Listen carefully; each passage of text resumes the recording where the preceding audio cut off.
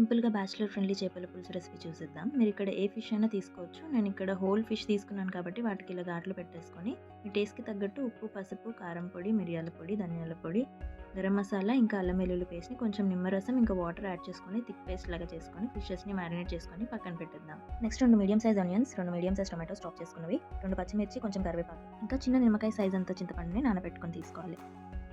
Next ప్యాన్‌లోకి 3 table spoons oil వేసుకొని, 1 table spoon జీరా, green chillies ఇంకా కరివేపాకు వేసుకొని ఫ్రై చేసుకుందాం. ఆ తర్వాత ఫైన్‌లీ చాప్డ్ ఆనియన్స్ వేసి గోల్డెన్ బ్రౌన్ వచ్చేదాకా ఫ్రై చేసుకోండి. గోల్డెన్ బ్రౌన్ వచ్చాక దీంట్లో కొద్దిగా అల్లం వెల్లుల్లి పేస్ట్ వేసి దీంట్లోనే ఫైన్‌లీ చాప్డ్ టొమాటోస్ కూడా వేసుకొని మగ్గించుకోవాలి. పసుపు ఇంకా కారం కూడా వేసుకొని ఫ్రై చేసుకోవాలి. ఇది కొంతసేపు మగ్గాక చింతపండు గుజ్జు ఇంకా మీ గ్రేవీ కన్సిస్టెన్సీకి తగ్గట్టు వాటర్ వేసుకొని రోలింగ్ బాయిల్ అయ్యేదాకా మూత పెట్టుకొని మగ్గించుకోవాలి.